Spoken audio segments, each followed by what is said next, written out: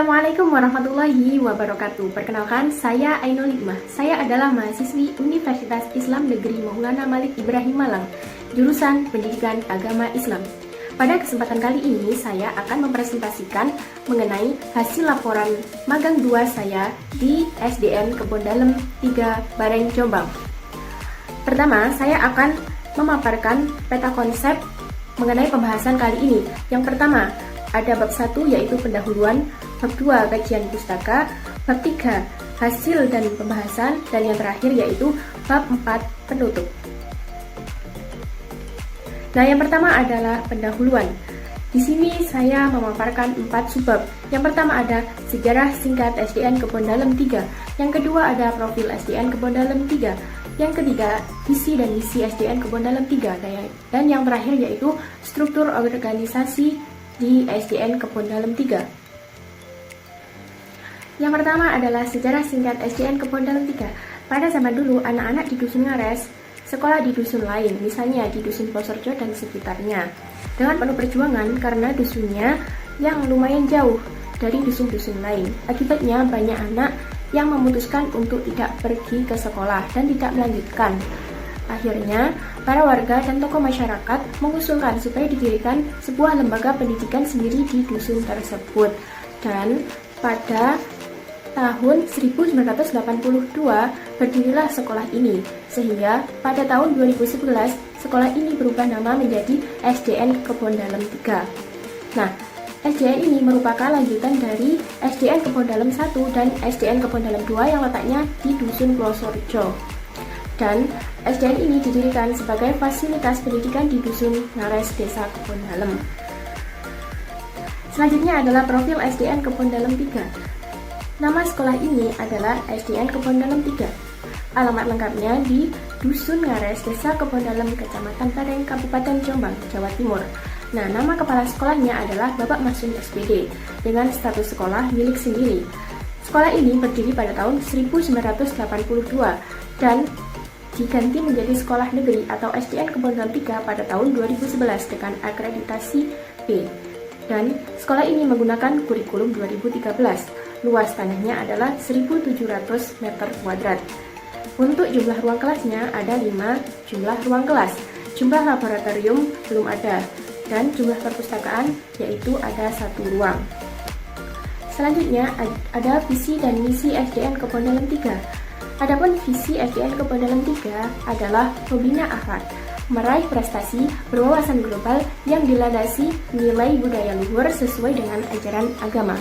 Untuk mewujudkan visi tersebut, ada 4 misi yang diterapkan di SDN Kebon Dalem 3. Nah, yang pertama yaitu menanamkan keyakinan atau akidah melalui pengalaman ajaran agama. Dan yang kedua yaitu mengoptimalkan proses pembelajaran bimbingan. Yang ketiga adalah mengembangkan pengetahuan di bidang iptek, bahasa, olahraga, dan seni budaya sesuai bakat, minat, dan potensi siswa. Dan yang keempat yaitu menjalin kerjasama yang harmonis antara warga sekolah dengan lingkungan. Dan yang terakhir dari bab 1 ada struktur organisasi. Nah, untuk struktur organisasi di sini sama halnya dengan struktur organisasi di sekolah lain, yaitu ada kepala sekolah, komite sekolah, kemudian ada pegawai sekolah seperti petugas perpustakaan, tata usaha penjaga sekolah, dan ada juga tenaga pendidik yaitu para guru.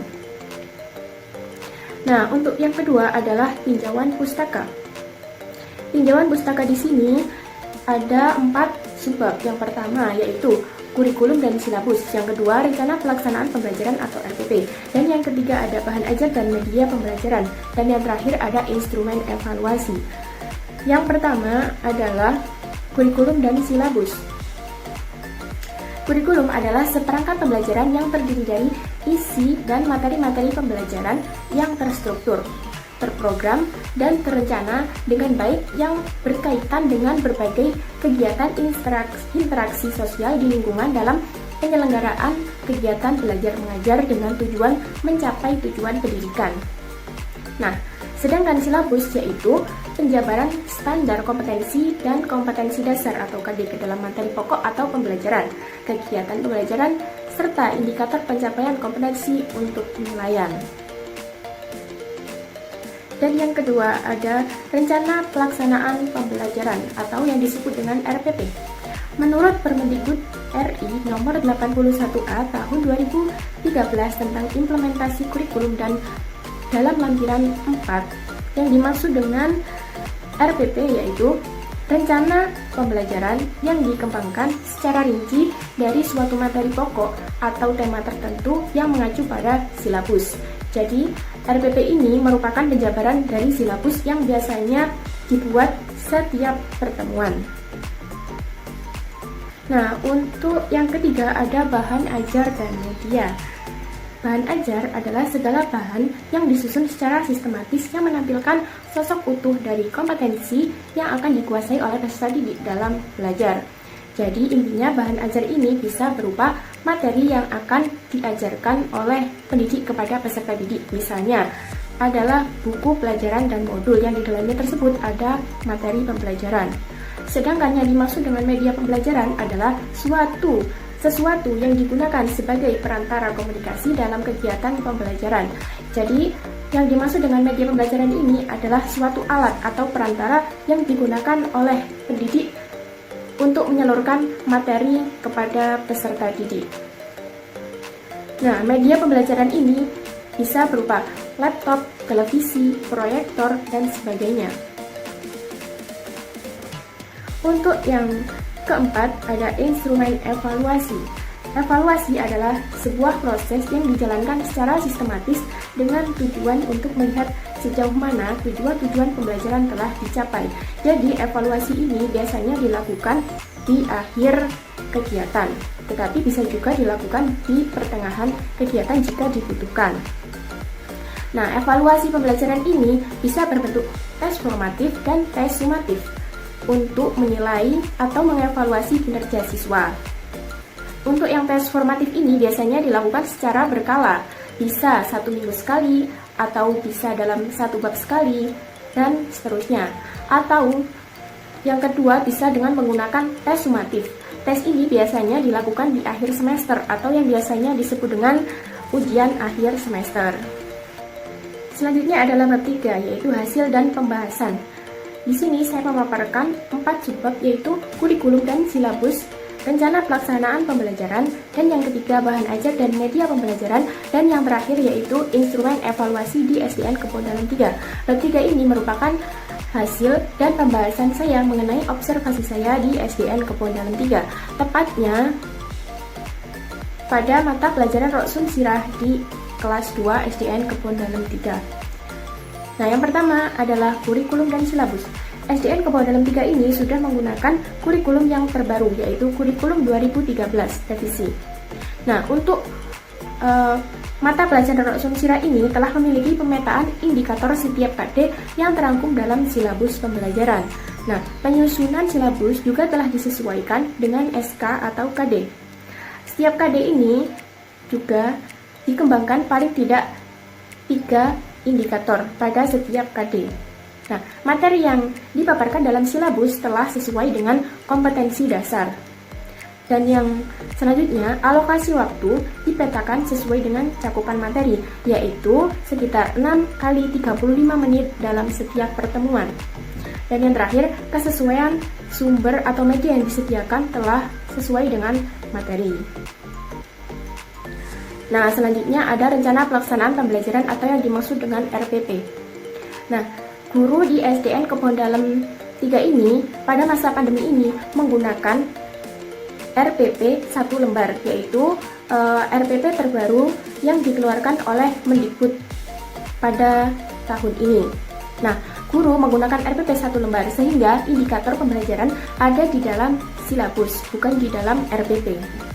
Kegiatan pembelajaran berdasarkan teacher-centered learning dengan menggunakan metode ceramah dan tanya jawab. Nah, pendekatan model dan metode pembelajaran telah disesuaikan dengan kriteria dan desain materi. Untuk sumber dan media pembelajaran perlu ditambahkan untuk menarik minat siswa.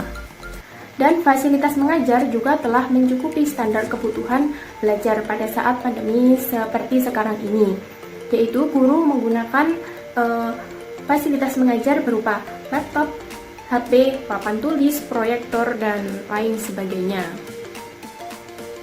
Dan yang selanjutnya ada bahan ajar dan media pembelajaran. Dalam kegiatan belajar mengajar, guru menggunakan bahan dan media berupa laptop, HP, kemudian ada kitab Roksun Sirah, dan ada juga ada juga modul pintar menulis Arab dan Pegon. Guru juga menggunakan proyektor apabila diperlukan. Nah, untuk bahan ajar ini juga sudah dikembangkan berdasarkan KD.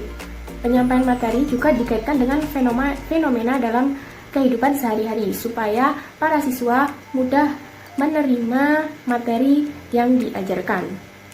Dan materi disampaikan dengan menggunakan bahasa yang ringan dan jelas. Guru ini dalam menyampaikan materi juga dilakukan secara runtut dan sistematis, mulai dari penjelasan yang ringan hingga penjelasan yang kompleks. Nah, yang terakhir ada instrumen evaluasi.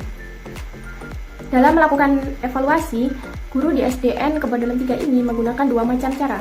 Yang pertama yaitu menggunakan tes lisan dan tes tulis pada mata pelajaran Roksun Sirah ini. Untuk yang tes lisan ini, guru menggunakan metode hafalan, sedangkan untuk tes tulis ini menggunakan tes tulis yang disediakan di lembaran, atau pada saat masa pandemi ini biasanya guru menyiapkan melalui Google Form. Nah, dalam tes lisan ini tentunya ada kisi-kisi.